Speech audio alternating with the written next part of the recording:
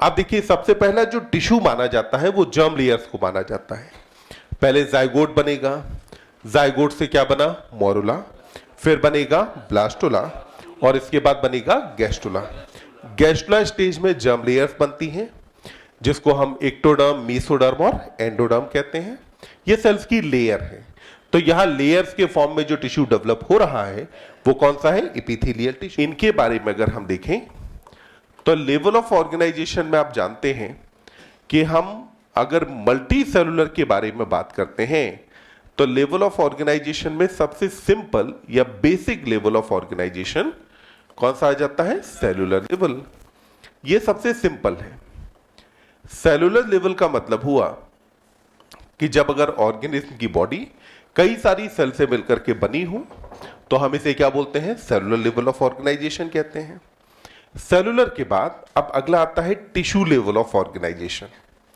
तो second is tissue level of organisation. अब ये टिश्यू लेवल का मतलब क्या है, तो जब हम टिश्यू को डिफाइन करते हैं तो इसको डिफाइन करते टाइम अपन कुछ बातें कहते हैं। यहां पे हम कहते हैं कि टिश्यू क्या है, so it is group of similar sales. हमने क्या कहा, टिश्यू है group of similar sales along with intercellular substances. किसके साथ, इंटरसेलुलर सब्सटेंसेस के साथ। फिर साथ में हम कहते हैं परफॉर्मिंग अ कॉमन फंक्शन। तो अगली चीज यहां पर क्या होनी चाहिए कि इसको परफॉर्म करना चाहिए एक कॉमन या एक स्पेसिफिक फंक्शन। तो अब इसे परफॉर्म करना है कि स्पेसिफिक फंक्शन। देखिए जब भी अगर डेफिनेशन की बात आती है तो आप डेफिनेशंस को हमेशा बहुत अच्छे से पढ़ें। डेफिनेशन अपने आप में बहुत कुछ कहती है, डेफिनेशन के अपने आप में बहुत सारी बातें होती हैं। जैसे अगर मैं बात करूं तो यहां पे हमने सबसे पहले जो देखा वो हमने देखा कि आपसे कहा गया ग्रुप ऑफ सिमिलर सेल्स। कभी भी दो स्ट्रक्चर्स या दो एंटिटी हमेशा ना तो सिमिलर होती हैं ना ही डिसिमिलर होती हैं। जब आप सिमिलरिटी और डिसिमिलरिटी की बात करते हैं तो हमेशा इनमें कुछ कैरेक्टर्स होते हैं जो कि आपको याद रखने होते हैं, जिनके बेसिस पे सिमिलरिटी या डिसिमिलरिटी होती है। लाइकवाइज अगर मैं बात करूं इन दोनों की, जैसे बात कर लेता हूं, ठीक, ये दोनों एट अ टाइम सिमिलर हैं येट डिसिमिलर हैं। लाइकवाइज अगर अपन बात करें, जैसे इन दोनों ने क्लास 12th पास की हुई है, सिमिलर है। दोनों ही नीट 2023 की तैयारी कर रहे हैं, सिमिलर है। दोनों चश्मा लगाते हैं, सिमिलर है। पर एट द सेम टाइम इसने घड़ी पहनी है, इसने नहीं पहनी, डिसिमिलर है। दोनों की हाइट अलग होगी, डिसिमिलर है। दोनों का बॉडी वेट अलग होगा, डिसिमिलर है। यानी कि जब आप सिमिलरिटी की बात करते हैं तो आपको ट्रेट्स या कैरेक्टर्स बताने होते हैं कि कौन से कैरेक्टर्स के बेसिस पर आप सिमिलरिटी या डिसिमिलरिटी फाइंड आउट कर रहे हैं। तो हमने कहा कि जो ग्रुप ऑफ सिमिलर सेल में सिमिलरिटी आप कौन कौन से कैरेक्टर्स के बेसिस पे देख रहे हैं, तो आप कहते हैं कि ये सेल सिमिलर होनी चाहिए इन स्ट्रक्चर। पहली बात क्या कहते हैं अपन कि सेल्स स्ट्रक्चर में सिमिलर होनी चाहिए। स्ट्रक्चर में सिमिलर होने का मतलब है, आपने सिंपल स्क्वामस एपिथेलिया का डायग्राम एनसीईआरटी का देखा है, क्यूबॉइडल का देखा है, कॉलमनर का देखा है। वहां पे जो सेल्स है वो आपको स्ट्रक्चरली सिमिलर दिखाई देती है। But at the same time उसी एनसीईआरटी में आपने एक टिश्यू यानी कि एरियोलर कनेक्टिव टिश्यू का डायग्राम भी देखा है, जहां पे जो अलग अलग सेल्स है वो डिसिमिलर है। यानी कि वहां फाइब्रोब्लास्ट का डायग्राम अलग अपने को दिखाई देता है, याद आ रहा है, मैक्रोफेज अलग दिखाई देती है, मास्ट सेल अलग दिखाई देती है। यानी कि जनरली अगर हम बात करें तो सेल सिमिलर होती हैं। आप एक मसल के अंदर ले लें, मसल में, स्मूथ मसल में हम कहते हैं स्पिंडल शेप्ड सेल्स होती हैं। हमने कार्डियक मसल के अंदर का सिलिंड्रिकल और ब्रांच्ड होती हैं, तो सेल्स स्ट्रक्चरली सिमिलर हैं। वहीं न्यूरल टिश्यू में आप बात करें, न्यूरॉन है, न्यूरोग्लिया है। क्या न्यूरॉन और न्यूरोग्लिया की स्ट्रक्चर सिमिलर होती है? नहीं, अलग अलग होती है। यानी कि जनरली जो सेल्स हैं वो आपस में सिमिलर होती हैं, पर ये स्ट्रक्चरली सिमिलर हो ऐसा कोई कंपलसरी नहीं होता।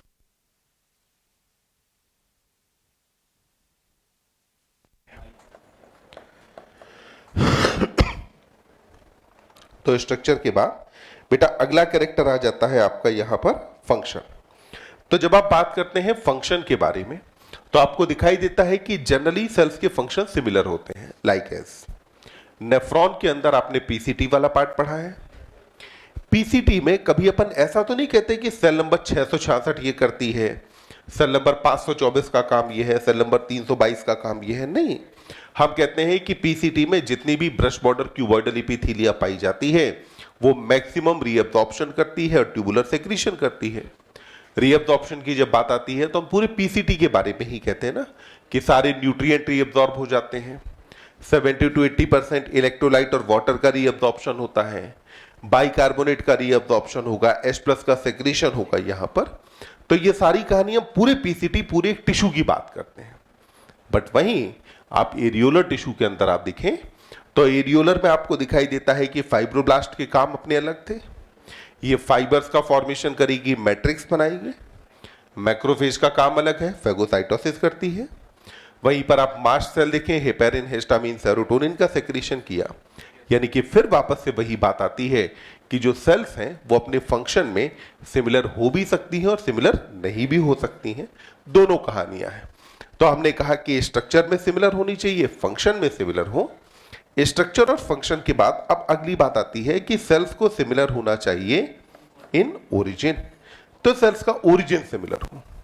ओरिजिन सिमिलर होने का मतलब है कि जो सेल्स हैं इनका अपन ने कहा कि सेम जर्म लेयर से बनी हो, लाइक एज अगर हम एपिथेलियल टिश्यू की बात करते हैं तो हमारी स्किन में पाई जाने वाली एपिथेलिया का ओरिजिन एक्टोडर्म से होता है। हमारी ब्लड वेसल्स की वॉल में जो एपिथेलिया पाई जाती है उसका ओरिजिन मेसोडर्म से होता है। हमारी एलिमेंट्री कैनाल की वॉल में जो एपिथेलिया पाई जाती है उसका ओरिजिन एंडोडर्म से होता है। यानी कि अलग अलग जगह के एपिथेलियल टिश्यू का ही ओरिजिन सिमिलर जर्म लेयर से हो रहा था। सारा कनेक्टिव टिश्यू मेसोडर्म से बनता है। मसल्स का डेवलपमेंट मेसोडर्म से होता है। न्यूरल टिश्यू का डेवलपमेंट एक्टोडर्म से होता है। यानी कि हमने देखा कि स्ट्रक्चर और फंक्शन के मामले में सेल्स कैन बी सिमिलर और डिसिमिलर, पर ओरिजिन के मामले में ये सेल्स हमेशा कैसी होती हैं? सिमिलर। ऐसी सिमिलर सेल्स के ग्रुप को हम क्या कहेंगे? टिश्यू। पर ध्यान दें, हम केवल ग्रुप ऑफ सिमिलर सेल की ही बात नहीं कर रहे हैं, हमने यहां पर साथ में किसकी बात की है? इंटरसेलुलर सब्सटेंसेस की भी बात की है। आप ध्यान दें, आपके पास एक टिश्यू है ब्लड। जब आप ब्लड की बात करते हैं तो क्या आप केवल ब्लड की सेल्स के बारे में बात करते हैं? नहीं, आप ब्लड के अंदर कहते हैं कि इसके कंपोनेंट्स में 55% प्लाज्मा होता है और 45% फॉर्म्ड एलिमेंट होते हैं। तो जो प्लाज्मा है वो भी तो ब्लड का एक कंपोनेंट है, जो कहां है? आरबीसी के अंदर है कि बाहर है?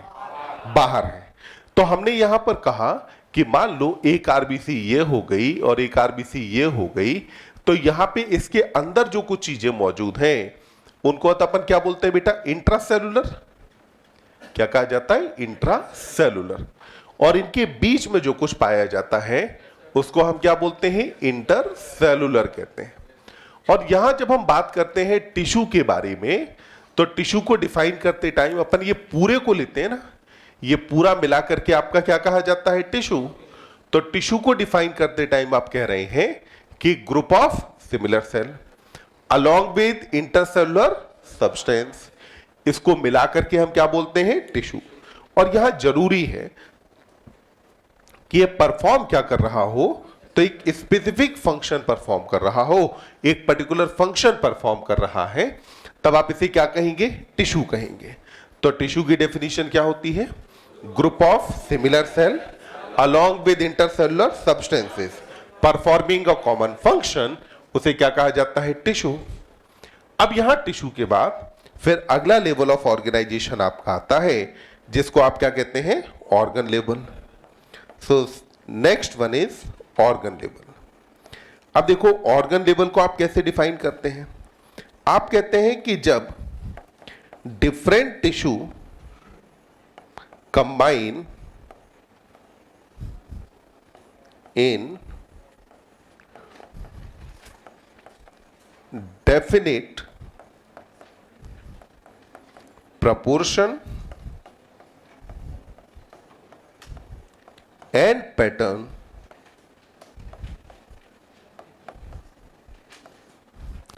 परफॉर्म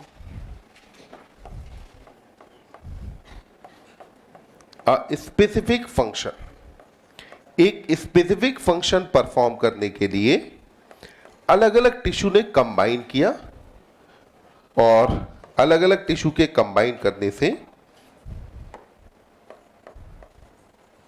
ये बना। आप जरा इस चीज पे भी जरा ध्यान देंगे। सबसे पहली बात यहां इस डेफिनेशन के अंदर आपने जो पढ़ी वो आपने पढ़ी कि एक ऑर्गन के अंदर टिश्यू का नंबर एक होगा कि एक से ज्यादा, एक से ज्यादा होगा। तो आपने कहा डिफरेंट टिश्यू लाइक एज।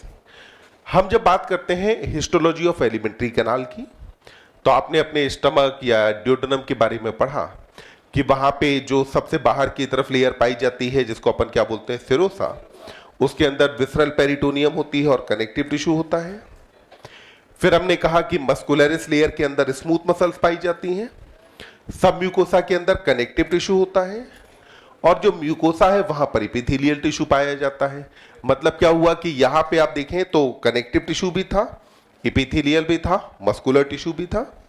साथ में क्योंकि हमारी एलिमेंट्री कैनाल की एक्टिविटीज को हमारा नर्वस सिस्टम रेगुलेट करता है, अपन कहते हैं ना कि एंजाइटी की वजह से इनडाइजेशन होता है, मतलब कि नर्वस सिस्टम अफेक्ट करता है, यानी कि नर्व सप्लाई भी मौजूद है।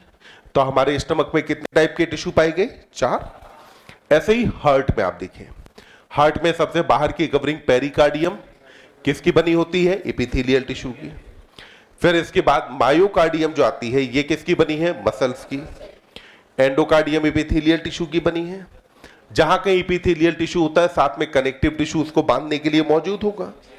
साथ में हम जानते हैं कि हमारे हार्ट को सप्लाई करने के लिए सिंपैथेटिक और पैरासिम्पैथेटिक फाइबर्स भी पाए जाते हैं, मतलब कि नर्वस टिश्यू भी है।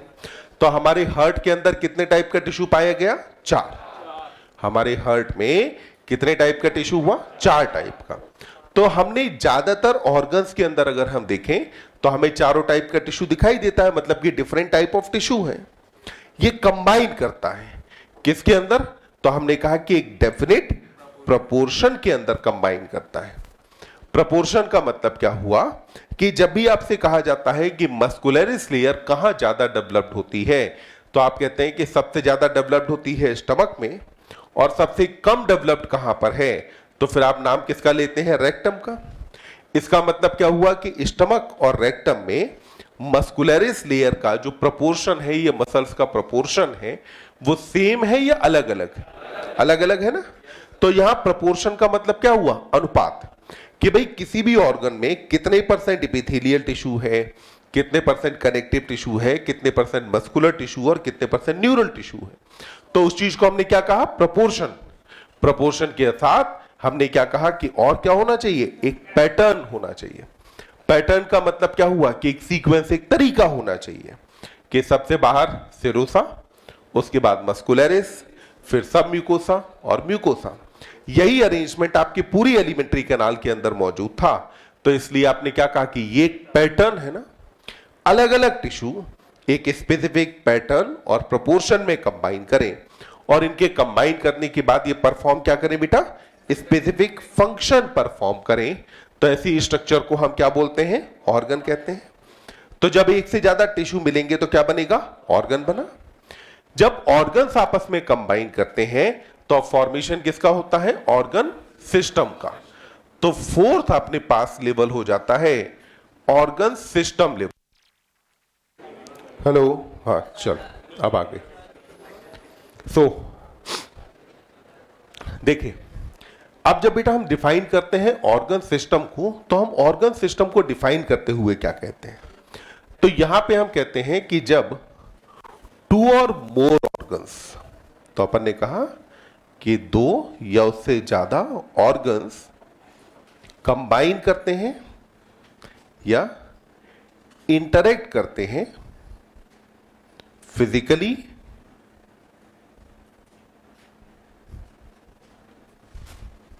एंड ऑब्लिक और chemically to perform a specific function,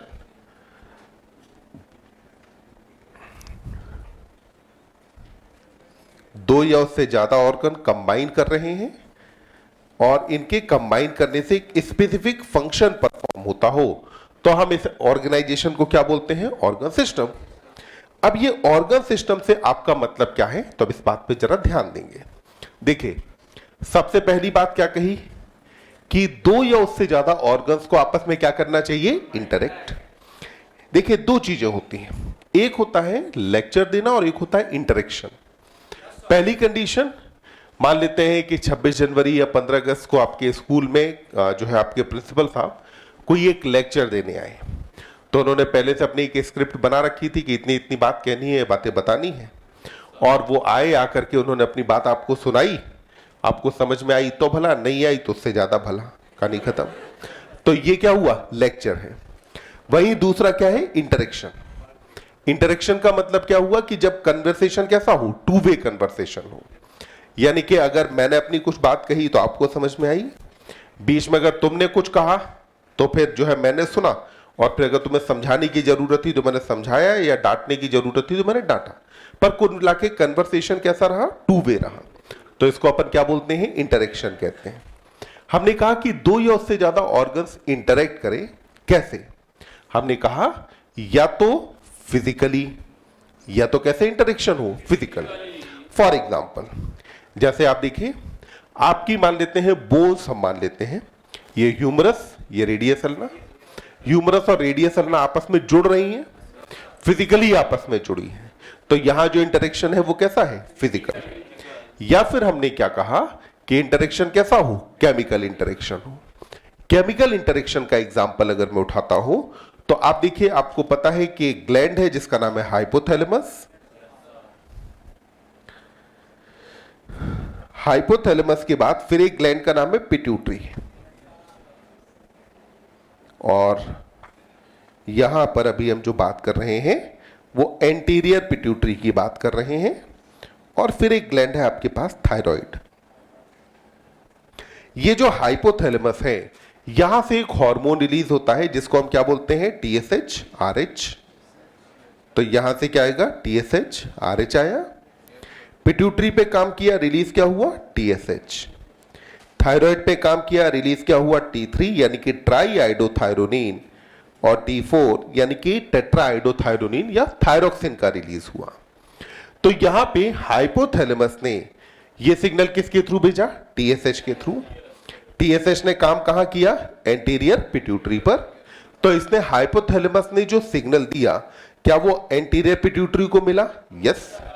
signal किसके फॉर्म में था? केमिकल के फॉर्म में। एंटीरियर पिट्यूटरी से क्या आया? टीएसएच। इसने काम कहां किया? थायराइड पे। रिजल्टेंट रिलीज क्या हुआ? T3 और T4। अभी ये लेक्चर वाली कहानी है, क्योंकि यहां पे हाइपोथैलेमस की बात पिट्यूटरी सुन रही है और पिट्यूटरी की बात थायराइड ने सुनी।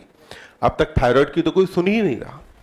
ये जो T3 और T4 है, इन दोनों का अगर लेवल हो जाए हाई, इन दोनों का लेवल बेटा अगर क्या हो जाए? हाई हो जाए, यानी कि दोनों का लेवल गया बढ़। जैसे ही इनका लेवल बढ़ेगा तो तुरंत ये क्या करेंगे? निगेटिव फीडबैक देते हैं ना। अपन जानते हैं कि फीडबैक कैसा जाएगा? निगेटिव। जो निगेटिव फीडबैक है वो काम कहां करेगा? पिट्यूटरी पर, और काम कहां करेगा? हाइपोथैलेमस पर। हाइपोथैलेमस से टीएसएच-आरएच का सेक्रीशन कम हो जाएगा, और पिट्यूटरी से टीएसएच का सेक्रीशन कम हो जाएगा। तो यहां पे क्या होगा? T3 और T4 का लेवल कम हो जाएगा। क्या थायराइड की बात इन दोनों ने सुनी? यस। क्या इन दोनों की बात थायराइड ने सुनी? यस। यानी कि यहां पे क्या हुआ? इंटरेक्शन हुआ। पर ये इंटरेक्शन कैसा था? केमिकल। आप देखिए, भले ही आप ये कहें कि हाइपोथैलेमस और एंटीरियर पिट्यूटरी के बीच में तो इन्फंडिबुलम पाया जाता है, पर पिट्यूटरी और थायराइड के बीच में तो ऐसा कुछ भी नहीं होता। पिट्यूटरी और थायराइड के बीच में ऐसा कुछ भी नहीं है, मतलब there is no physical interaction, केवल कैसा है? केमिकल। वहीं पर अब आप देखिए, एनसीईआरटी आपसे कहती है फिजिकल एंड केमिकल इंटरेक्शन। तो अब इसका एग्जांपल हम लेते हैं कि आपके पास एक है स्टमक, है ना, और स्टमक के बाद अब फूड कहां पहुंचता है? ड्यूडेनम के पास। तो अब जब कि फूड आपके स्टमक के अंदर होता है, जहां आप जानते हैं कि फूड को लगभग 4 से 5 घंटे के लिए रखा जाता है, तो जब स्टमक काम कर रहा है उस टाइम पर क्या ड्यूडेनम काम करता है? नहीं, ड्यूडेनम उस टाइम पे काम नहीं करेगा। स्टमक ने फूड का डाइजेशन किया 4 से 5 घंटे और इसने काइम बनाया। ये काइम अब कहां पहुंचेगा? ड्यूडेनम के पास। ड्यूडेनम का पीएच क्या होगा? कम। जैसे ही ड्यूडेनम के अंदर पीएच कम होगा तब ये ड्यूडेनम अब तुरंत एक्टिवेट हो जाता है। ये ड्यूडेनम क्या करेगा? कई सारे हार्मोन सेक्रेट करेगा। ये हार्मोन पैनक्रियास से काम कराएगा, लिवर से काम कराएगा और स्टमक की एक्टिविटी को भी सप्रेस करेगा। यानी कि ड्यूडेनम से जो सिग्नल गया, जो आप एक हार्मोन का नाम जानते हैं जीआईपी यानी कि गैस्ट्रिक इनहिबिटरी पेप्टाइड, ये जाकर के स्टमक पे काम करता है और इफेक्ट कैसा देता है? नेगेटिव। तो अब आप देखिए, क्या स्टमक और ड्यूडेनम आपस में फिजिकली जुड़े थे? यस। यानी कि जो इंटरेक्शन है फिजिकल था। और क्या इंटरेक्शन केमिकल था? यहां पीएच कम होने पर यहां से हार्मोन आया, इसकी एक्टिविटी को अफेक्ट किया, तो इसका मतलब है इंटरेक्शन केमिकल भी था। तो मतलब कि अगर दो ऑर्गन्स के बीच में केवल फिजिकल इंटरेक्शन हो तो भी ऑर्गन सिस्टम बनता है, केवल केमिकल इंटरेक्शन हो तब भी ऑर्गन सिस्टम बनेगा, अगर फिजिकल और केमिकल दोनों हो तब भी ऑर्गन सिस्टम बनेगा। बस जरूरी क्या है कि हर जगह पे आप देखें कि हम हमेशा कहते जा रहे हैं कि फंक्शन क्या होना चाहिए? स्पेसिफिक। भाई अगर कोई भी सेल, कोई भी टिश्यू, ऑर्गन या ऑर्गन सिस्टम कुछ भी बना तो उसके बनने की कोई वजह तो होनी चाहिए। इसीलिए हमने क्या कहा कि फंक्शन कैसा होना चाहिए? स्पेसिफिक। तो आपने इसे नाम क्या दिया? Organ system. क्या हमको ये चारों लेवल ऑफ ऑर्गेनाइजेशन समझ में आई? फटाफट यहां तक लिखो, फिर आगे बढ़ते हैं। गैस्ट्रिक इनहिबिटरी पेप्टाइड अगले चैप्टर के अंदर आएगा, तब अपन बात करेंगे डिटेल में। निगेटिव फीडबैक का मतलब है कि अगर इफेक्ट के बढ़ने की वजह से कॉज कम हो जाता है या कॉज के बढ़ने की वजह से इफेक्ट कम हो जाता हो, तो दोनों कंडीशन में निगेटिव फीडबैक। मतलब सिंपली अभी आप ऐसे कुछ याद कर लो कि अगर इफेक्ट कम हो रहा है तो उसको अपन क्या बोलते हैं? निगेटिव फीडबैक कहेंगे। नहीं, एक्चुअली ये फीडबैक समझने में हम गलती करते हैं। 3 सिचुएशन होती हैं। निगेटिव फीडबैक है, निगेटिव फीडबैक नहीं है और पॉजिटिव फीडबैक है। ये 3 अलग अलग सिचुएशन होती हैं। निगेटिव फीडबैक का ना होना पॉजिटिव फीडबैक नहीं होता। पॉजिटिव फीडबैक हमारी बॉडी में बहुत गिने चुने, बहुत ही रेयर होते हैं। जैसे पॉजिटिव फीडबैक के एग्जांपल में आप ले सकते हैं कि आपने जो है पढ़ा है ओव्यूलेशन के टाइम पे एलएच सर्ज होता है, वो पॉजिटिव फीडबैक का एग्जांपल है। या आपने पढ़ा है काउंटर करंट मैकेनिज्म के अंदर जब ऑस्मोलैरिटी बढ़ती है, वो एग्जांपल है पॉजिटिव फीडबैक का। या नर्व इंपल्स कंडक्शन में जो आपने पढ़ा है कि सोडियम बीजीसी ओपन होते हैं, सोडियम अंदर आता है, ये एग्जांपल है पॉजिटिव फीडबैक का। तो निगेटिव फीडबैक का ना होना पॉजिटिव फीडबैक नहीं है। मतलब 3 सिचुएशन है, निगेटिव फीडबैक है, नहीं है और पॉजिटिव फीडबैक है।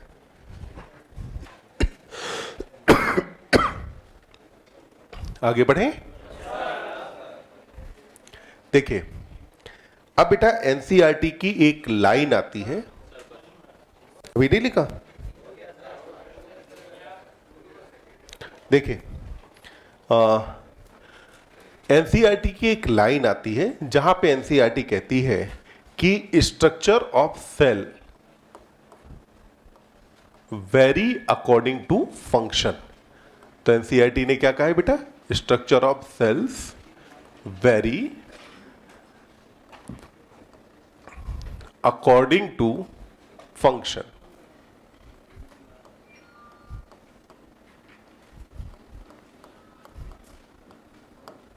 तो यहां पे ये जो लाइन है ना, ये अगर आप बात करें तो पूरी जो बायोलॉजी में जो भी हम चीजें पढ़ते हैं ना, इन सबका क्रूड है या मेन बात है पूरी बायोलॉजी की।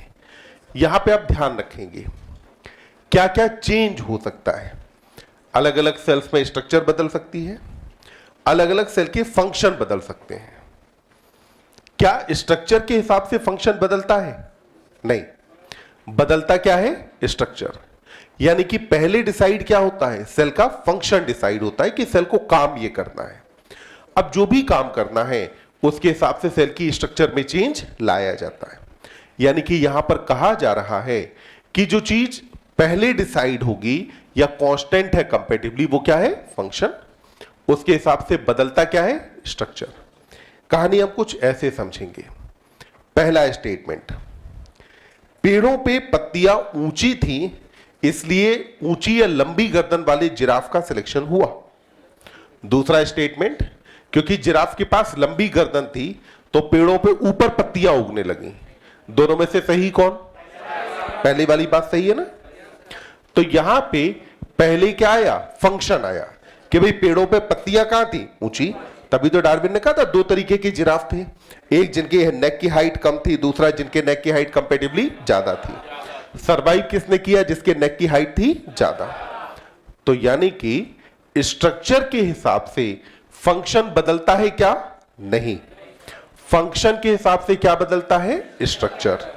फंक्शन के हिसाब से क्या बदलेगा? स्ट्रक्चर। या अपन इसी बात को एक और तरीके से समझे कि हमारे पास दो टर्म है, एक है आवश्यकता और दूसरा है आविष्कार। आवश्यकता यानी कि नीड और आविष्कार यानी कि इन्वेंशन। पहले क्या आता है? इन्वेंशन या जो है नीड। आवश्यकता पहले आती है, आविष्कार बाद में आता है। यानी कि रात में अंधेरा होता था, लाइट नहीं थी, इसलिए थॉमस एडिसन ने बल्ब बनाया, या थॉमस एडिसन ने पहले बल्ब बनाया फिर लोगों से पूछा अच्छा बताओ इसका करें क्या? नहीं ना। मतलब कि आवश्यकता आई पहले, आविष्कार आता है बाद में। तो ऐसे ही हमने कहा सेल की पहले अपनी एक आवश्यकता है कि सेल को ये काम करना है, उस काम के हिसाब से सेल अपने अंदर स्ट्रक्चर्स डेवलप करेगी। तो हमने कहा कि structure of cells vary according to function, इसीलिए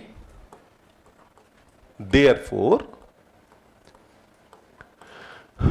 tissue are broadly classified, tissue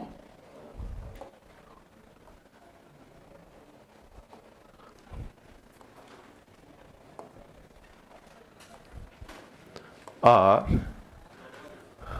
broadly classified into 4 types। तो यहां पे देखिए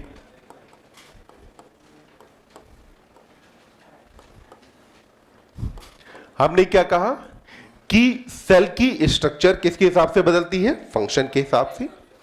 इसीलिए हमने टिश्यू को ब्रॉडली जो क्लासिफाई किया है, ये कितने टाइप के अंदर क्लासिफाई किया है? 4 टाइप के अंदर। अब यहां देखिए ब्रॉड क्लासिफिकेशन क्यों लिखा है? क्योंकि आप जानते हैं कि टिश्यू को अगर आप आगे क्लासिफाई करने बैठेंगे तो टिश्यू के सैकड़ों टाइप बनेंगे, पर अगर हम बात करें सबसे प्राइमरीली जब टिश्यू को डिवाइड करते हैं तो टिश्यू के प्राइमरी टाइप्स कितने हो जाते हैं अपने पास? 4। और ये 4 टाइप कौन कौन से हैं? तो आप जानते हैं कि पहले टाइप का टिश्यू क्या कहा जाता है? एपिथेलियल। तो first type of tissue is called as epithelial. दूसरे टाइप का टिश्यू कनेक्टिव। कनेक्टिव के बाद अगला टाइप मस्कुलर, और फिर लास्ट टाइप आपके पास आ जाता है न्यूरल। तो हमारे पास टिश्यू के कितने टाइप हो गए? 4। कौन कौन सा हुआ बेटा? Epithelial, connective, muscular, neural. अब ये चारों टाइप के टिश्यू पहले तो हम देखेंगे कि फंक्शन क्या क्या परफॉर्म करते हैं, फिर हम उसके हिसाब से देखेंगे कि इनकी स्ट्रक्चर कैसे कैसे बदलती है। तो यहां देखिए एपिथेलियल टिश्यू में अगर आप बात करें तो इसका प्राइमरी फंक्शन एक हमें दिखाई देता है कि प्रोटेक्शन प्रोवाइड करता है। यह हमारी बॉडी को क्या करता है? प्रोटेक्शन प्रोवाइड करता है। भाई बॉडी में जहां कहीं भी अगर हम बात करें सबसे एक्सपोज्ड या बाहरी सतह के बारे में तो वो एपिथेलियल टिश्यू से बनी है। जहां भी अगर हम बात करते हैं अपनी बॉडी की किसी कैविटी के बारे में, किसी डक्ट या ट्यूब के बारे में, तो वो भी वहां पर भी लाइन कौन बनाता है? एपिथेलियल टिश्यू बनाता है। यानी कि प्रोटेक्शन के लिए ये एपिथेलियल टिश्यू क्या बनाता है? या तो कवरिंग बनाएगा, तो अपन ने कहा कवरिंग ऑफ बॉडी और लाइनिंग ऑफ डक्ट। तो ये कवरिंग या लाइनिंग बना रहा होता है। अब देखिए कवरिंग और लाइनिंग जो टर्म्स है, दोनों टर्म्स में थोड़ा सा अंतर होता है। अंतर कहां है? तो कवरिंग वर्ड जो है इसका मतलब होता है बाहर से ढकना, और लाइनिंग का मतलब होता है अंदर से कवर करना। लाइक एज आपकी कार मान लेते हैं बाहर खड़ी है, बाहर धूल, धूप, बारिश सब चीजों से बचाने के लिए कार को हम कई बार लंबे समय तक खड़ी रहे तो एक कवर से ढक देते हैं ना। तो वहां जो हमने कार पे डाला वो क्या था? उसका कवर, कवरिंग हुई ना। हम अपनी कार में देखें तो अंदर की तरफ भी कार में एक कपड़ा लगा होता है, रूफ पे अपन देखें या नीचे देखें फ्लोर पे, तो एक कपड़ा लगा होता है। वो जो कपड़ा है वो क्या है? कार की लाइनिंग है। तो कवरिंग कहां होती है? बाहर। लाइनिंग कहां? अंदर। यानी कि मान लो जैसे सपोज अगर ये ग्लास है मेरे पास, इस ग्लास को अगर मैंने बाहर की तरफ पेंट कर दिया रेड कलर से और अंदर मैंने पेंट किया व्हाइट कलर से, तो ग्लास की कवरिंग कौन से कलर की है? और लाइनिंग व्हाइट। यानी कि लाइनिंग कहां होती है? अंदर की तरफ, और कवरिंग कहां होगी? बाहर। तो हमने कहा कि कवरिंग या लाइनिंग बनाता है। कवरिंग किसकी बनाएगा? बॉडी की। या लाइनिंग किसकी बना रहा होता है? डक्ट की लाइनिंग बनाता है। कुल मिलाकर के आपको प्रोटेक्शन प्रोवाइड करेगा। दूसरे फंक्शंस के अंदर हम देखें तो डिफ्यूजन भी इसी का काम होगा, एब्जॉर्प्शन भी इसी का काम होता है, फिल्ट्रेशन भी इसी का काम है, यानी कि बहुत सारे काम परफॉर्म करता है। उसी तरीके से अगर आप बात करते हैं कनेक्टिव टिश्यू के बारे में, तो ये जो कनेक्टिव टिश्यू है, जैसा कि इसके नाम से क्लियर होता है कि ये कनेक्ट करेगा डिफरेंट स्ट्रक्चर्स को। बॉडी में पाई जाने वाली जो अलग अलग स्ट्रक्चर्स हैं, इनको आपस में जोड़ने वाला जो टिश्यू है, ये कौन है आपके पास? Connective tissue.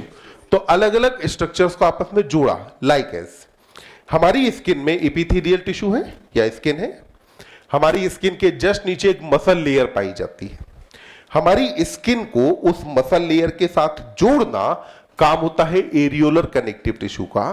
तो वो एरियोलर कनेक्टिव टिश्यू मसल को स्किन के साथ जोड़ रहा है, तो जोड़ने वाला कौन हुआ? Connective tissue.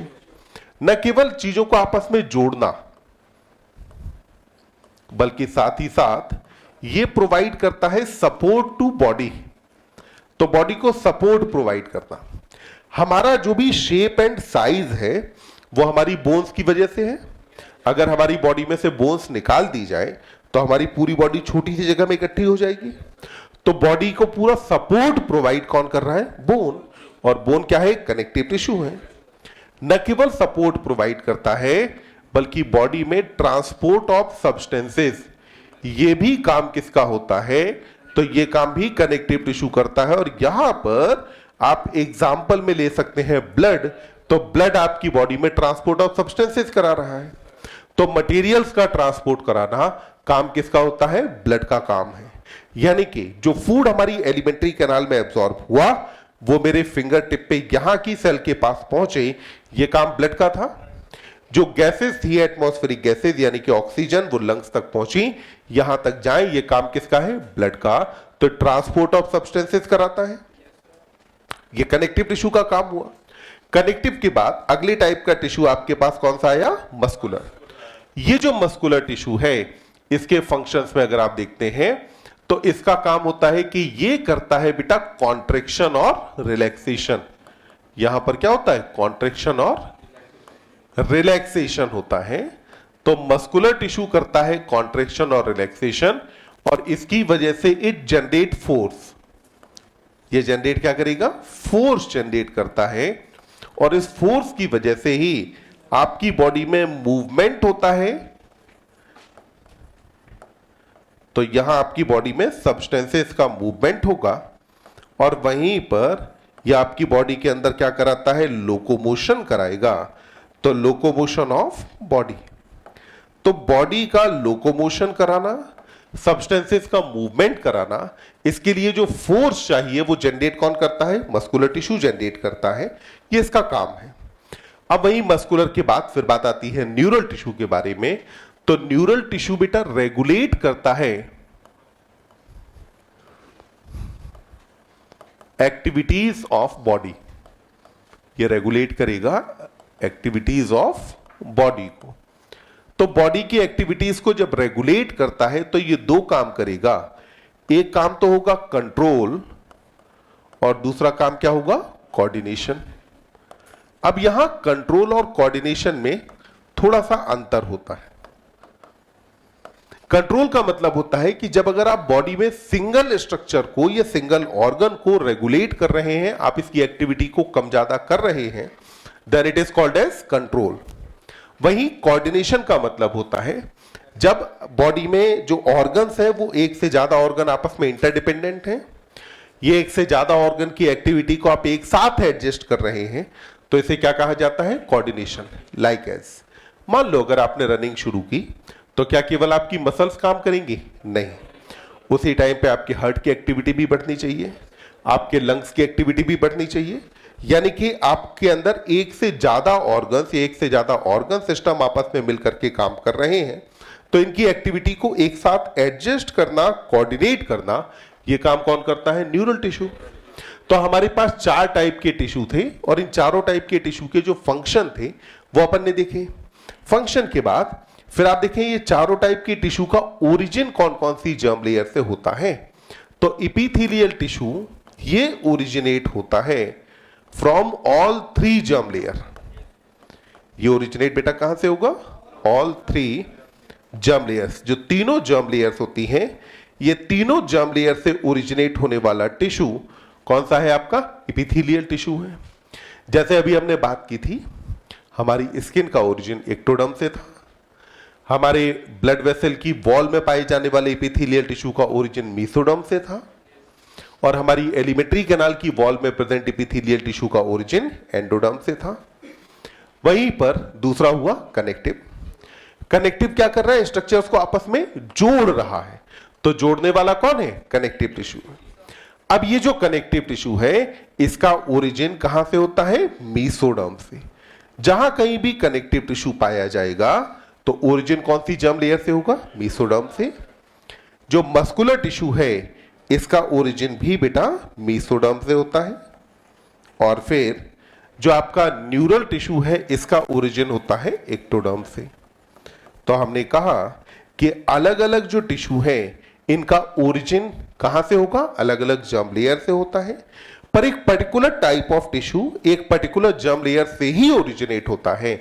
इसीलिए हमने कहा था कि टिश्यू जिन सेल्स का ग्रुप होगा उन सेल्स की स्ट्रक्चर सेम हो सकती है, नहीं भी हो सकती, फंक्शन सेम हो सकता है, नहीं भी हो सकता, पर ओरिजिन हमेशा कैसा रहेगा? सेम होगा। इनकी ओरिजिन में कोई अंतर नहीं आता है। तो अपने को 4 टाइप के टिश्यू समझ में आते हैं। अब देखिए कुछ एक रट्टाफिकेशन की बातें हैं जो अगर आप याद करना चाहें, वैसे जूलॉजी वाले पार्ट में साइंटिस्ट वगैरह के नाम नहीं पूछे जाते हैं तो वो उतना ज्यादा इंपॉर्टेंट नहीं है। फिर भी जो एनिमल टिश्यू टर्म है ये कौन से साइंटिस्ट ने दी थी? बताओ जरा। Animal tissue term Bichat. Animal tissue term किसने दी है? बाइचेट ने। देखिए टिश्यू टर्म का सबसे पहले यूज किया गया था प्लांट्स के रेफरेंस में, पर एनिमल्स के रेफरेंस में एनिमल टिश्यू जो टर्म है ये टर्म दी है बेटा बाइचेट ने। स्टडी ऑफ टिश्यू को हम क्या बोलते हैं? हिस्टोलॉजी। स्टडी ऑफ टिश्यू कहा जाता है हिस्टोलॉजी, और फादर ऑफ हिस्टोलॉजी कहा जाता है यही बाइचेट को। तो बाइचेट को ही क्या बोलते हैं? फादर ऑफ हिस्टोलॉजी कहते हैं। इपिथेलियल टिश्यू टर्म जो है ये दी है रोइस्ट ने। इपिथेलियल टिश्यू टर्म ये कौन से साइंटिस्ट ने दी? तो साइंटिस्ट का नाम था रोइस्ट।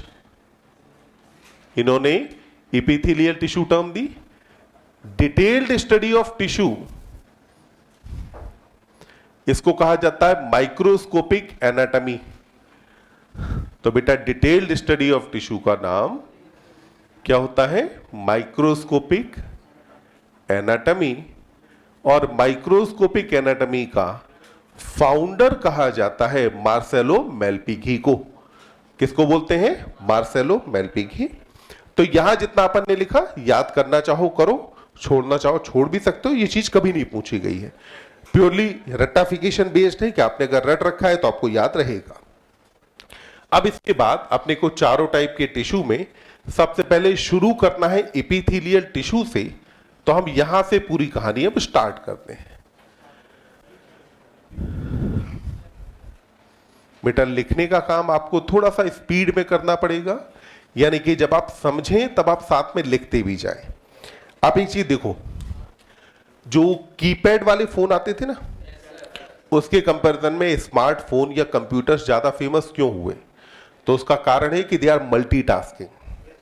आपके फोन में अगर आप देखें तो एक टाइम पे फोन एक काम नहीं करता, एक से ज्यादा काम कर रहा होता है।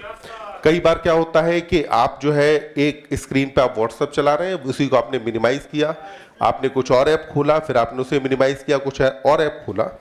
ऐसा थोड़ी कि एक नए ऐप पे जब आप काम कर रहे हो तो पीछे वाला ऐप काम करना बंद कर देगा, नहीं, वो भी साथ में काम किए जा रहा है।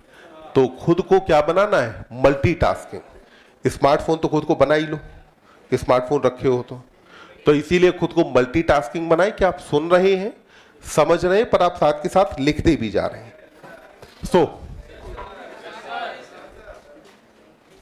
क्या हुआ, कोई विशेष बात नहीं? तो इसलिए कोशिश करो मल्टीटास्किंग तुम बनो, तुम्हारी मतलब जीभ को मल्टीटास्किंग नहीं बनाना है, उसको एक टाइम पे एक ही काम करने दो।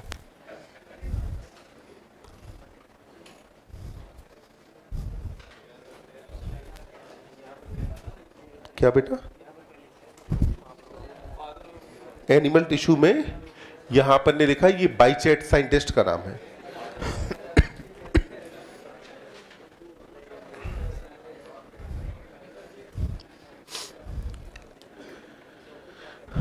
देखिए, अगर बेटा हम बात करते हैं एपिथेलियल टिश्यू के बारे में, तो ये नाम कहां से आया है? तो सबसे पहला इसके अंदर एक वर्ड आता है इपी, जिसका मतलब है अबव। इपी का मतलब क्या है? अबव। और वहीं पर दूसरा वर्ड आता है इसके अंदर थीलिया, जिसका मतलब है ग्रोथ। तो इपी यानी क्या हुआ? अबव, और थीलिया का मतलब ग्रोथ।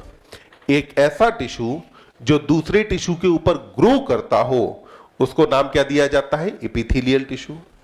आप देखें, एपिथेलियल टिश्यू के अंदर हमने कहा है कि ये क्या बनाता है? कवरिंग बनाएगा, लाइनिंग बनाएगा। कवरिंग या लाइनिंग जो भी बनेगी वो इस ग्लास के अंदर जो स्टील है इसके ऊपर ही बनेगी ना। मतलब कि ये हमेशा ग्रो किस पे करेगा? किसी दूसरे टिश्यू के ऊपर ग्रो करता है, इसीलिए इसे क्या कहा जाता है? एपिथेलिया कहा जाता है। ये जो एपिथेलियल टिश्यू है, इसके बारे में हम कहते हैं कि it is first to be formed during embryonic development. ये सबसे पहले बनता है कब? एम्ब्रियोनिक डेवलपमेंट के टाइम पर। जब एम्ब्रियो का डेवलपमेंट होता है तो उस टाइम पे सबसे पहले यही टिश्यू बनता है। अब सबसे पहले बनता है, इस बात को हम समझें। आप देखिए, सबसे पहला जो टिश्यू माना जाता है वो जर्म लेयर्स को माना जाता है। पहले जाइगोट बनेगा, जाइगोट से क्या बना? मोरुला, फिर बनेगा ब्लास्टोला, और इसके बाद बनेगा गैस्टुला। गैस्टुला स्टेज में जर्म लेयर्स बनती हैं, जिसको हम एक्टोडर्म, मेसोडर्म और एंडोडर्म कहते हैं। ये सेल्स की लेयर है। तो यहां लेयर्स के फॉर्म में जो टिश्यू डेवलप हो रहा है वो कौन सा है? Epithelial tissue. तो एम्ब्रियोनिक डेवलपमेंट के टाइम पर सबसे पहले जिस टिश्यू का डेवलपमेंट होता है वो कौन सा है? एपिथेलियल। न केवल एम्ब्रियोनिक डेवलपमेंट के टाइम पर, बल्कि याद रखेंगे it is first to be evolved. Evolution के दौरान भी सबसे पहले जो टिश्यू बना ये कौन सा था? एपिथेलियल टिश्यू था। यानी कि इवोल्यूशन के दौरान जब हम यूनिसेलुलर से मल्टीसेलुलर में कन्वर्ट हुए, और मल्टीसेलुलर में कन्वर्ट होने पर जब टिश्यू का इवोल्यूशन हुआ, तो सबसे पहले जो टिश्यू इवॉल्व हुआ था वो कौन सा था? Epithelial tissue. यहां पर एपिथेलियल टिश्यू में जो सेल्स हैं, these cells are arranged as layers। Cells बेटा किसके फॉर्म में अरेंज हैं? लेयर्स के फॉर्म में अरेंज होती हैं। तो हमने कहा यहां पर कि सेल्स किसके फॉर्म में अरेंज हैं? लेयर्स के फॉर्म में अरेंज होंगी। अब सेल्स जो कि लेयर्स के फॉर्म में अरेंज्ड हैं, अगर हम इन सेल्स को देखें तो यहां पर हमारा कहना यह है कि यहां पर बेटा मान लो एक सेल ये हो गई, दूसरी सेल ये है, फिर यहां पर एक सेल ये हो गई, एक और सेल यहां पर ये हो गई। तो हमने क्या कहा कि सेल्स किसके फॉर्म में अरेंज्ड हैं? लेयर्स के फॉर्म में अरेंज्ड होती हैं। अब आप देखिए, सेल के बीच का जो स्पेस है, इस बीच के स्पेस को आप क्या कहेंगे? Intercellular space. तो सेल्स के बीच का जो स्पेस है ये क्या हुआ बेटा? आपका इंटर सेलुलर स्पेस है। और ये जो इंटर सेलुलर स्पेस है ये बेटा यहां पे कम है या ज्यादा? क्या रहेगा? कम है। तो हमने कहा कि इंटरसेलुलर स्पेसेस यहां पर कम पाए जाते हैं। अगर इंटरसेलुलर स्पेसेस कम है तो इसका मतलब हुआ कि इंटरसेलुलर मैट्रिक्स भी यहां पे कम होगा। मतलब कि मान लेते हैं हमारे घर में एक दीवार बनाई जा रही है, दीवार ईंटों से बनाते हैं ना, दो अलग अलग मिस्त्री हैं। पहला है जो कि ईंटों को ज्यादा दूर दूर रखता है, दूसरा है जो कि ईंट को ज्यादा पास पास रखता है। जब ईंट को ज्यादा दूर दूर रखेंगे तो बीच में सीमेंट भरा जाएगा ज्यादा, पास पास रखेंगे तो सीमेंट होगा कम। तो यहां इंटरसेलुलर स्पेसिस क्या है? कम। तो इसकी वजह से यहां पर इंटरसेलुलर मैट्रिक्स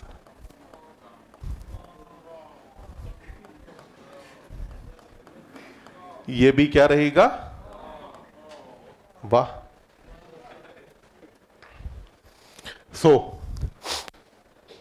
अभी क्या है कि इंटरसेलुलर स्पेसेस यहां पे कम है, इसकी वजह से इंटरसेलुलर मैट्रिक्स भी यहां पर कंपैटिबली कम होगा। अगर इंटरसेलुलर स्पेसेस कम है तो क्या यहां पर बीच में ब्लड वेसल्स, कैपिलरी वगैरह मौजूद हो सकते हैं? नहीं। तो हम यहां पर क्या कहेंगे कि ब्लड वेसल्स आर एब्सेंट। तो अपन ने कहा कि ब्लड वेसल यहां पर क्या रहेंगी? एब्सेंट। अगर ब्लड वेसल यहां पर एब्सेंट है तो इसका मतलब हुआ कि टिश्यू कैसा हो गया? एवैस्कुलर। टिश्यू कैसा रहेगा? एवैस्कुलर। यानी कि एपिथेलियल टिश्यू में अभी तक हमने जो बातें समझी हैं, सेल्स लेयर के फॉर्म में अरेंज्ड हैं, सेल के बीच के स्पेसेस कम हैं, सेल्स के बीच में ब्लड कैपिलरीज नहीं पाई जाती हैं, इसलिए एपिथेलियल टिश्यू कैसा है? एवैस्कुलर। पर एवैस्कुलर हो जाने से क्या इसकी न्यूट्रिएंट और गैसेस की रिक्वायरमेंट खत्म होती है? नहीं। क्या ये मेटाबॉलिक वेस्ट नहीं बनाएगा? नो, बनाएगा। तो अब इन चीजों को अगर यहां से रिलीज आउट करना है तो रिलीज आउट करने के लिए जरूरी है कि ये हमेशा एक ऐसे टिश्यू के ऊपर मौजूद हो जिसके पास ब्लड वेसल्स पाई जाए। और ये ब्लड वेसल जो टिश्यू के पास पाई जाएंगे वो है आपका कौन? Connective tissue. तो यहां पर जो एपिथेलियल टिश्यू है it always rest on connective tissue. ये हमेशा बेटा किसके ऊपर मौजूद होगा? कनेक्टिव टिश्यू के ऊपर मौजूद रहेगा। तो कनेक्टिव टिश्यू हमेशा इसके नीचे पाया जाता है। आप एनसीईआरटी के लाइन याद करें जहां पर एरियोलर टिश्यू के अंदर एनसीईआरटी एग्जांपल में कोट करती है कि it form structural framework for epithelia. तो एपिथेलियल टिश्यू के लिए स्ट्रक्चरल फ्रेमवर्क कौन बनाता है? एरियोलर टिश्यू, यानी कि कनेक्टिव टिश्यू। अब यहां पर कनेक्टिव टिश्यू और एपिथेलिया दोनों के बीच में कुछ यहां पर मटेरियल और भी होना चाहिए जो कि दोनों को सेपरेट करे कि भी यहां तक एपिथेलियल, इसके बाद कनेक्टिव। तो इधर जो एपिथेलियल टिश्यू है ये बेटा यहां पर सेक्रीट करता है कुछ ग्लाइकोप्रोटीन। एपिथेलियल टिश्यू ने क्या सेक्रीट किया? ग्लाइकोप्रोटीन के मॉलिक्यूल्स यहां पर सेक्रीट किए। So these are molecules of glycoprotein which are secreted by epithelial tissue. तो एपिथेलियल टिश्यू ने सेक्रीशन किसका किया बेटा? ग्लाइकोप्रोटीन का सेक्रीशन किया। So glycoprotein which is secreted by epithelia. तो एपिथेलियल टिश्यू ने सेक्रीट किया ग्लाइकोप्रोटीन को। अब इधर जो आपका ये कनेक्टिव टिश्यू है, कनेक्टिव टिश्यू भी कुछ चीज बनाएगा। तो ये कनेक्टिव टिश्यू यहां पर क्या बनाता है? ये कनेक्टिव टिश्यू आपका सेक्रीट करेगा कुछ फाइबर्स जो कि मेनली कोलेजन फाइबर होंगे। हालांकि कुछ रेटिकुलर फाइबर्स पाए जाएंगे, पर हम चाहे तो उस नाम को छोड़ करके हम सिंपली याद कर सकते हैं कि यहां पर कुछ कोलेजन फाइबर्स यहां पर सेक्रेट किए गए। कोलेजन फाइबर आप जानते हैं कि अनब्रांच्ड होते हैं और बंडल्स के फॉर्म में पाए जाते हैं। तो ये कोलेजन फाइबर को सेक्रेट किया। अब मान लो हम कई सारे छोटे छोटे धागे हम तोड़ के कहीं पे रख दें, तो धागों में से किसी भी एक को अगर हम उठाएंगे तो वो अलग सेपरेट हो जाएगा। अगर हम चाहते हैं कि धागे आपस में जुड़े रहें तो जाहिर सी बात है इन धागों को किसी न किसी दूसरे मटेरियल में सस्पेंड करना होगा, और जो मटेरियल है वो चिपचिपा होना चाहिए, तभी धागों को जोड़ के रख पाएगा। तो ये जो कोलेजन फाइबर है, these collagen fibres are suspended. अब इन्हें क्या करना है? सस्पेंड करना है। किसके अंदर? म्यूकोपॉलीसैकेराइड में। तो अब देखो इन्हें किसके अंदर अपन ने कहा कि सस्पेंड किया या किसके अंदर डाल दिया, तो हमने यहां डाला म्यूकोपॉलीसैकेराइड में। तो इधर मैंने क्या कहा कि ये है कोलेजन फाइबर्स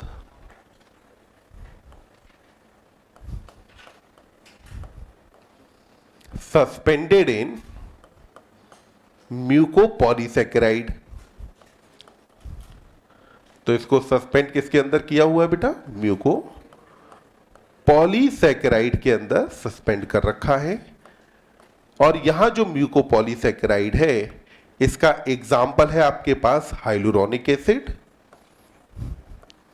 तो एग्जाम्पल में क्या है? Hyaluronic acid. आप समझेंगे। देखिए जब भिंडी काटते हैं ना, तो भिंडी काटने पे चिपचिपा सब्सटेंस निकलता है, वो म्यूकोपॉलीसैकेराइड है, यानी कि ऐसा पॉलीसैकेराइड जो कि चिपचिपा हो। अब मान लो वैसे ही कुछ गोंद जैसी चीज हो, उसके अंदर अगर कुछ धागे डाल दिए तो वो धागे आपस में जुड़ गए। तो यहां पे जो गोंद जैसा सब्सटेंस था वो क्या था? म्यूकोपॉलीसैकेराइड। एग्जाम्पल क्या है? Hyaluronic acid. इसको बायोलॉजिकल सीमेंट कहा जाता है, यानी कि बायोलॉजिकली चीजों को जोड़ने में आपके सबसे ज्यादा जो काम आता है वो हाइलुरोनिक एसिड ही काम आता है। तो ये यहां पर प्रेजेंट है। और ये जो कोलेजन फाइबर्स वाली लेयर है, इस सब का जो सेक्रीशन है, so it is secreted by connective tissue. तो ये सेक्रेट किसने किया? कनेक्टिव टिश्यू ने सेक्रेट किया। तो कनेक्टिव टिश्यू ने इसका सेक्रीशन किया। अब कुल मिलाकर के आपके पास यहां पर ये स्ट्रक्चर्स जो बनी, इन स्ट्रक्चर्स में ऊपर की तरफ की जो लेयर है, इसको कहा जाता है बेसल लमाइना। क्या नाम देते हैं बेटा? बेसल लमाइना कहा जाता है। जबकि नीचे की तरफ की जो लेयर है, इसको हम बोलते हैं फाइब्रस लमाइना। और लमाइना वर्ड का मतलब होता है लेयर। तो ये बेसल लमाइना और फाइब्रस लमाइना दोनों को मिला करके हम नाम देते हैं बेसमेंट मेम्ब्रेन। दोनों का मिलाकर के नाम क्या है? Basement membrane. तो बेसमेंट मेम्ब्रेन के अंदर कितनी लेयर? दो। कौन कौन सी? बेसल लमाइना और फाइब्रस लमाइना।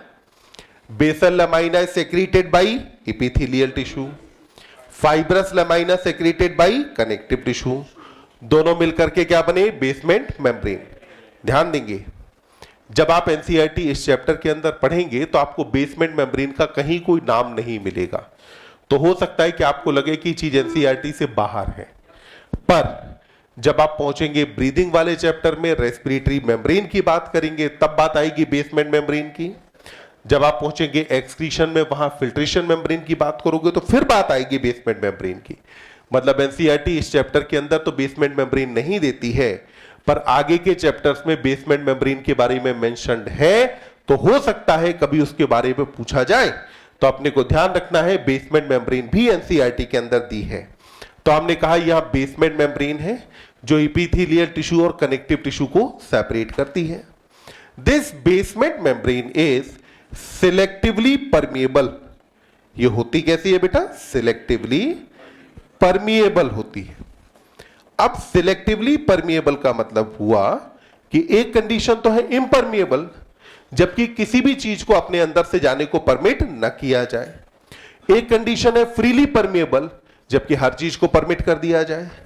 एक कंडीशन आई सिलेक्टिवली परमिएबल, जबकि कुछ चीजों के जाने को परमिट किया जाए और कुछ चीजों के जाने को परमिट न किया जाए। तो आप ध्यान दें, जब आप बात करते हैं ग्लोमेरुलर फिल्ट्रेशन की, तो वहां आप कहते हैं कि ग्लोमेरुलर फिल्ट्रेट में प्लाज्मा के सारे कंपोनेंट होते हैं प्रोटीन को छोड़कर, और फिल्ट्रेशन कौन कराता है? यही बेसमेंट मेम्ब्रेन। तो मतलब बताओ बेसमेंट मेम्ब्रेन फ्रीली परमिएबल कि सिलेक्टिवली परमिएबल? सिलेक्टिवली परमिएबल होती है। बेसमेंट मेम्ब्रेन कैसी रहेगी? सिलेक्टिवली परमिएबल होती है। तो हमने कहा यहां बेसमेंट मेम्ब्रेन बनती है। अब बेसमेंट मेम्ब्रेन के साथ देखें, यहां पर आपने कहा कि जो सेल्स हैं वो क्या बनाती हैं, कवरिंग या लाइनिंग बनाती हैं। तो कवरिंग या लाइनिंग अगर बना रही है तो अब उस केस में सबसे ज्यादा जो वियर एंड टीयर यानी कि जो डैमेज होगा वो डैमेज भी किसके अंदर होगा, कवरिंग या लाइनिंग में। मान लो यही ग्लास जिसको मैंने पेंट किया था, जब इसे बार बार यूज किया जाएगा तो सबसे पहले गायब क्या होगा, इसमें से पेंट।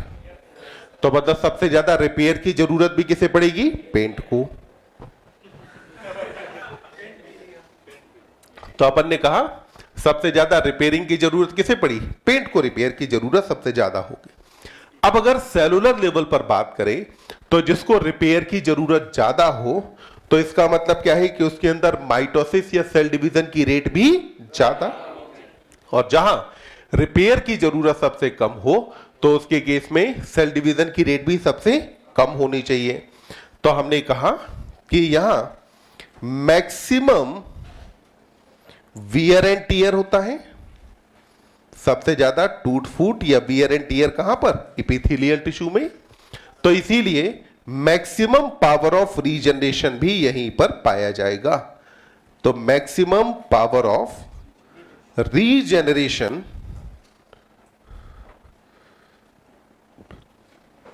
ये भी आपका प्रेजेंट होगा एपिथेलियल टिश्यू के अंदर। अगर पावर ऑफ रीजनरेशन ज्यादा है तो इसका मतलब क्या हुआ कि यहां पर माइटोसिस की जो रेट है ये कंपैरेटिवली क्या रहेगी, ज्यादा होगी। तो हमने कहा माइटोसिस की रेट ही ज्यादा होगी। क्यों ज्यादा होगी, कारण समझना। जब अगर जो टिश्यू सबसे ज्यादा डैमेज होगा तो उसे खुद को रिपेयर करना है, और टिश्यू को जब खुद को रिपेयर करना है तो सेल डिवीजन करना ही पड़ेगा। नॉर्मली जो सोमेटिक सेल्स के अंदर डिवीजन होता है वो कौन सा है, माइटोसिस। अब देखो आपके पास टिश्यू कितने, 4।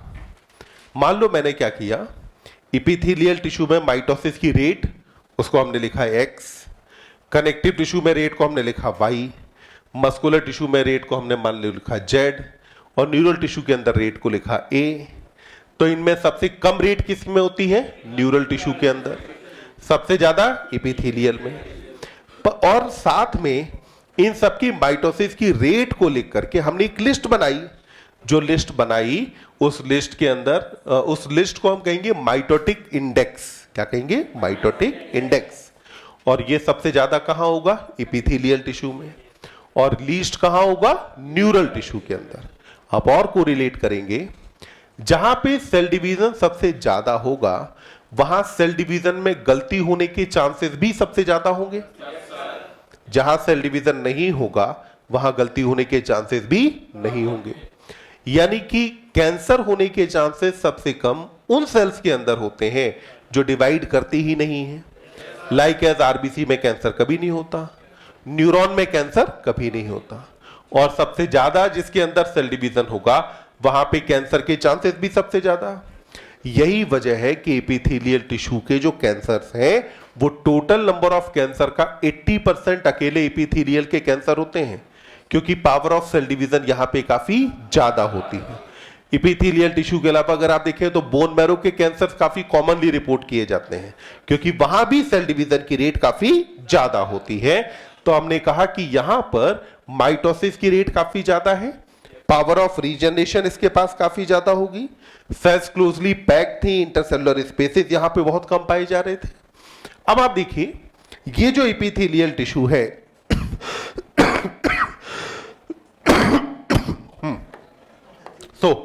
अब इस एपिथेलियल टिश्यू में क्या हुआ कि इसके दो सरफेस हो गए, एक तो नीचे की तरफ which is bounded by basement membrane, और वहीं दूसरा सरफेस कहां है, ऊपर की तरफ। और ये जो ऊपर की तरफ वाला सरफेस है इसी को क्या कहा जाएगा, फ्री सरफेस। ये क्या हो गया बेटा, इसका फ्री सरफेस। अब ये जो फ्री सरफेस है इसके कुछ एक मॉडिफिकेशंस पाए जाते हैं, या फ्री सरफेस पर कुछ कैरेक्टर्स मौजूद हो सकते हैं, हो ऐसा कोई जरूरी नहीं, पर हो सकता है कि यहां फ्री सरफेस पर कुछ मॉडिफिकेशंस पाए जाएं। तो अब बात कर लेते हैं यहीं पर मॉडिफिकेशंस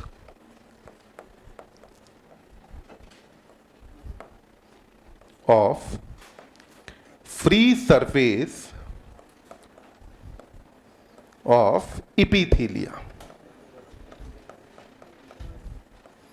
तो एपिथेलिया के फ्री सरफेस के मॉडिफिकेशंस कौन कौन से पाए जाते हैं, उन मॉडिफिकेशंस को एक बार देख लेते हैं।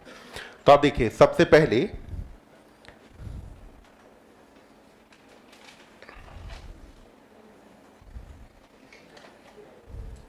ये सेल्स हैं। सेल्स का नीचे वाला जो एंड है वो हम मान लेते हैं फ्री एंड नहीं है, यहां बेसमेंट मेम्ब्रेन है। ऊपर की तरफ वाला जो एंड है ये फ्री एंड है, और फ्री एंड पर कुछ फिंगर लाइक प्रोजेक्शंस पाए जा रहे हैं। यहां पर क्या है, फिंगर लाइक स्ट्रक्चर्स मौजूद है। इनको नाम क्या देंगे, माइक्रोविलाई। क्या कहा जाता है, माइक्रोविलाई कहते हैं। वहीं पर ये सेल है,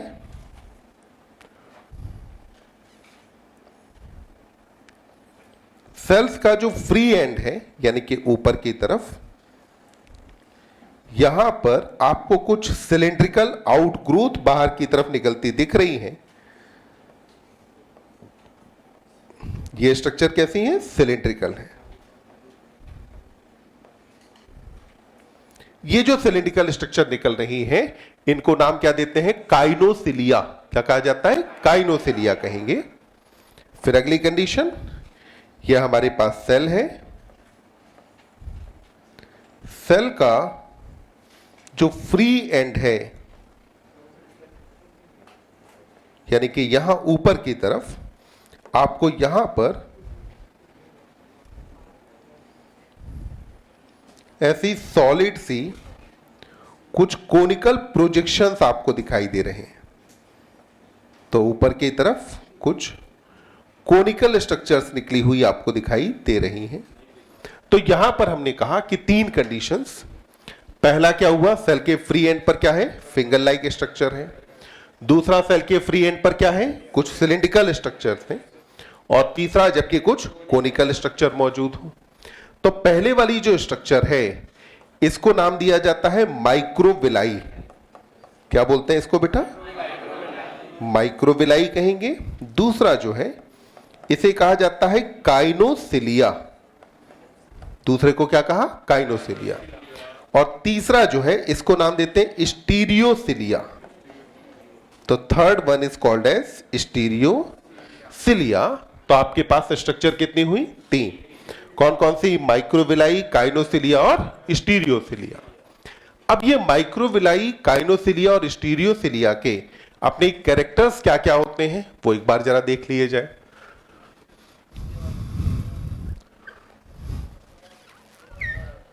अभी नहीं लिखा, देखिए आपके पास जो स्ट्रक्चर्स थी इनमें आपने कहा कि सबसे पहला आपके पास क्या था, माइक्रोविलाई। तो देखिए माइक्रोविलाई को आपने देखा कि फिंगर लाइक थे। अगला देखिए, माइक्रोविलाई अंदर से आपको सॉलिड दिख रहे हैं कि हॉलो, हॉलो। माइक्रोविलाई कैसा होगा, हॉलो। तो हमने कहा कि फिंगर लाइक है, हॉलो है। ये माइक्रोविलाई मूवेबल होगा या इमूवेबल, इमूवेबल, इसके अंदर कोई मूवमेंट नहीं होगा। तो हमने कहा हॉलो है, इमूवेबल है। इमूवेबल इसलिए है क्योंकि इसके पास कोई कॉन्ट्रेक्टाइल प्रोटीन नहीं पाई जाती है। जैसे सिलिया और फ्लैजिला में अपन बात करते हैं 9+2 अरेंजमेंट होता है, प्रोटीन्स होते हैं, वो सारी चीजें इसके पास नहीं है। तो इसीलिए कैसा रहेगा, इमूवेबल होगा। काम क्या होगा कि ये सरफेस एरिया को बढ़ाएगा। इसने क्या किया, सरफेस एरिया बढ़ाया, और सरफेस एरिया के बढ़ने की वजह से ये एब्जॉर्प्शन में मदद कर देगा। तो सरफेस एरिया बढ़ाया और हेल्प कहां किया, एब्जॉर्प्शन में। कहां कहां पर पाया जाना चाहिए, तो माइक्रोविलाई एक तो होना चाहिए आपका स्मॉल इंटेस्टाइन में। और कोई लोकेशन बता सकते हो कहां पर, पीसीटी ऑफ नेफ्रॉन। नेफ्रॉन का जो पीसीटी वाला पार्ट है वहां पर मौजूद होगा। Small intestine, PCT of nephron में, स्मॉल इंटेस्टाइन में काम क्या था, absorption of food. PCT of nephron पर आप जानते हैं कि मैक्सिमम रीअब्जॉर्प्शन पीसीटी पे होता है, तो उसके लिए माइक्रोविलाई चाहिए। और ये प्रेजेंट होगा गॉल ब्लैडर पे। गॉल ब्लैडर का काम क्या था कि ये कंसंट्रेशन करता है बाइल का। तो लिवर से जो बाइल सेक्रेट हुआ, उस बाइल में से जब वाटर एब्जॉर्ब करेंगे तो बाइल क्या होगा, कंसंट्रेट हो जाएगा। तो बाइल का कंसंट्रेशन करना काम किसका होगा, हमारा माइक्रोविलाई का काम है। माइक्रोविलाई के बाद फिर अगली स्ट्रक्चर आपके पास क्या थी, काइनोसिलिया। काइनोसिलिया को आप देखें, ये कैसा था, सिलिंड्रिकल यानी कि थ्रेड लाइक। काइनोसिलिया कैसा था बेटा, थ्रेड लाइक यानी कि सिलिंड्रिकल था। क्या हॉलो होता है, नहीं, ये कैसा होगा, सॉलिड। मूवेबल है, यस, तो ये मूवेबल है। जब अगर मूवेबल है तो ये क्या कराएगा, मूवमेंट ऑफ सब्सटेंसेस। इसने क्या करा दिया, मूवमेंट ऑफ सब्सटेंसेस। तो यहां पर सब्सटेंसेस का मूवमेंट कराना, ये काम किसका हो गया, काइनोसिलिया का काम है। अब लोकेशन बता सकते हैं कि कहां पर पाया जाएगा, तो ये पहला होगा अपनी रेस्पिरेटरी ट्रैक्ट में। कहां मौजूद है बेटा, रेस्पिरेटरी ट्रैक्ट के अंदर मौजूद होगा। हमारे रेस्पिरेटरी ट्रैक्ट में म्यूकस सेक्रीट किया जाता है। जो हम एयर इनहेल करते हैं, वो एयर में जो भी डस्ट पार्टिकल या पैथोजन है, वो इस म्यूकस के अंदर ट्रैप हो जाते हैं, यानी कि इस म्यूकस से चिपक जाते हैं। अब इस म्यूकस को रेस्पिरेटरी ट्रैक्ट से ऊपर की तरफ लेकर के आना। ध्यान रखेंगे, सिलिया म्यूकस को कहां लाते हैं, ऊपर, नीचे नहीं, ऊपर की तरफ लेकर के आना। यह काम किसका है, सिलिया का। सिलिया का एक और काम होगा कि यह मौजूद होता है बेटा फैलोपियन ट्यूब पर। कहां पाया जाएगा, फैलोपियन ट्यूब पर। और फैलोपियन ट्यूब पर इसका काम होता है मूवमेंट ऑफ ओवम। जो ओवम है, क्या वो खुद से लोकोमोशन करता है, नहीं। पर क्या ओवम अपनी जगह पे स्टेशनरी होता है, नहीं, मूवमेंट करता है। बट येट जो ओवम है उसके अंदर अगर हम बात करें तो लोकोमोशन नहीं होता। कौन मूव कराता है इसको, यही सिलिया मूव कराते हैं। अब आप देखें, काइनोसिलिया के बाद अगला आपके पास कौन आता है, स्टीरियोसिलिया आ गया। और ये जो स्टीरियोसिलिया है, इसको आपने देखा कि कोनिकल है। तो काइनोसिलिया के बाद कौन आया, स्टीरियोसिलिया आ गया। ये आपने बेटा देखा कैसा है, कोनिकल है, सॉलिड है, तो कोनिकल स्ट्रक्चर है, सॉलिड है। जब अगर ये सॉलिड है तो एब्जॉर्प्शन में मदद तो नहीं करेगी, पर कोनिकल है तो ये क्या करेगा, सरफेस एरिया को बढ़ा देगा। कोनिकल होने की वजह से इसने क्या किया, सरफेस एरिया क्या किया, बढ़ा दिया। तो सरफेस एरिया को किसने बढ़ाया, स्टीरियोसिलिया ने। वैसे देखो एग्जाम्पल में हम बात करते हैं इसकी कि ये एपिडिडाइमिस और वास्ट डिफरेंस पर होता है, पर वो एग्जाम्पल अपने उतने काम आते नहीं है। जो एग्जाम्पल हमारे काम आएगा वो हम यहां पर याद रखेंगे कि ये मौजूद होता है ऑर्गन ऑफ कोर्टी में। ऑर्गन ऑफ कोर्टी बताओ कौन से ऑर्गन से रिलेटेड, ईयर। इंटरनल ईयर में होता है हियरिंग के लिए। ऑर्गन ऑफ कोर्टी में स्टीरियोसिलिया पाए जाते हैं। Organ of Corti is on basilar membrane. जब वाइब्रेशंस आते हैं, बेसिलर मेम्ब्रेन ऊपर नीचे मूव करती है, तो यही स्टीरियोसिलिया जाकर के टेक्टोरियल मेम्ब्रेन से टकराते हैं, मुड़ते हैं, जिसकी वजह से इंपल्स जनरेट होती है। तो फिजियोलॉजी में जो चीज आपके काम आएगी एग्जांपल, वो है ऑर्गन ऑफ कोर्टी, जो अपन याद कहां रखेंगे, स्टीरियोसिलिया के अंदर। तो हमने कहा कि फ्री एंड के मॉडिफिकेशन कितने हुए, 3। कौन कौन हुआ, माइक्रोविलाई, काइनोसिलिया और स्टीरियोसिलिया हो जाते हैं। एक बात देखो, यहां तक की बात अपने को समझ में आई कि नहीं, इतनी कहानी में कंफ्यूजन, विशेष आवाज निकालने वाले लोग जो अभी कौन क्या कह रहे थे, कुछ बोल रहे थे ना, मैं भूल गया। हाँ, कम। तो कौन कौन बंगाली बाबू है भाई,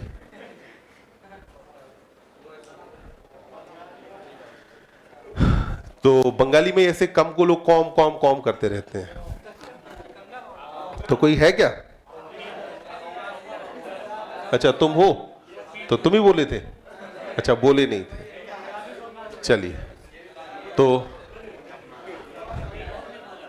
चलो कोई नहीं। अपने को यहां तक की बातें समझ आई।